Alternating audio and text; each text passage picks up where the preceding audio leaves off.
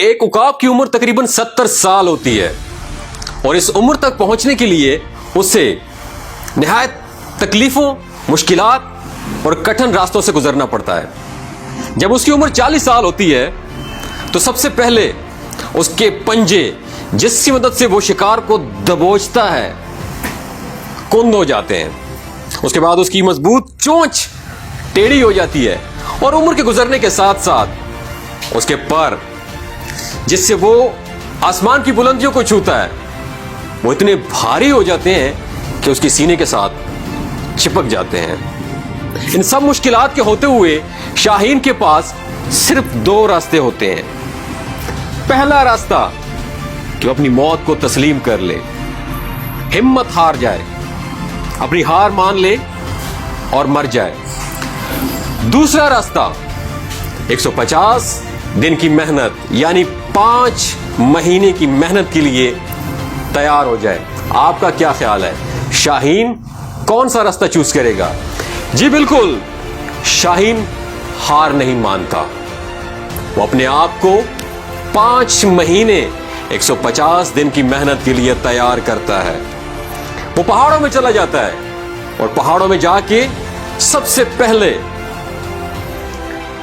اپنی چونچ کو پتھروں پہ مارتا ہے اور اپنی چونچ کو پتھروں پہ مار مار کے اسے توڑ دیتا ہے۔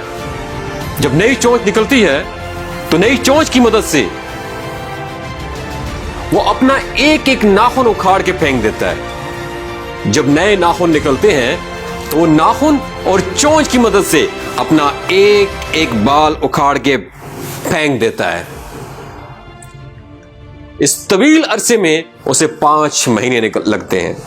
جب 5 مہینے بعد وہ پہاڑ کی چوٹی پہ کھڑے ہو کے نئی پرواز بھرتا ہے، ہواؤں میں اڑتا ہے، نئی چونچ، نئے بالوں کے ساتھ اور نئے پروں کے ساتھ، تو اسے ایسا محسوس ہوتا ہے جیسے اس نے دوسرا جنم لیا ہو، نیا جنم لیا ہو۔ اس طرح وہ مزید زندگی کی 30 بہاریں دیکھ پاتا ہے۔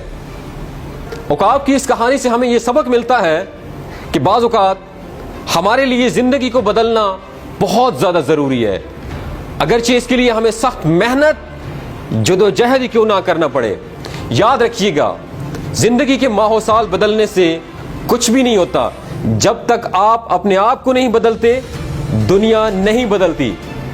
مجھ ناچیز سمیت ہر پاکستانی نوجوان تبدیلی کو باہر کی دنیا میں دیکھنا چاہتا ہے، حالانکہ اصل تبدیلی اندر کی تبدیلی ہے۔ سب سے پہلے تبدیلی اندر آتی ہے، پھر باہر کی دنیا میں تبدیلی نظر آئے گی۔ مثبت تبدیلی کے لیے اپنے آپ کو بدلنا ہوگا۔ اب سوال یہ پیدا ہوتا ہے، خود کو کیسے بدلا جائے؟ خود کو بدلنے کے فلسفے کا مطلب ہی یہی ہے، اپنی کمیوں، اپنی کوتاہیوں، اپنی کمزوریوں کو آئیڈینٹیفائی کیا جائے، تلاش کیا جائے، پھر ان کو بہتر سے بہتر بنانے کی کوشش کی جائے۔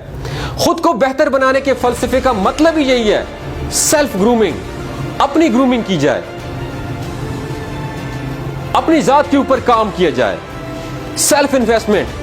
اللہ پاک نے جو آپ کو صلاحیتوں سے نوازا ہے، جس ٹیلنٹ سے نوازا ہے، اس کو پالش ضرور کرنا چاہیے۔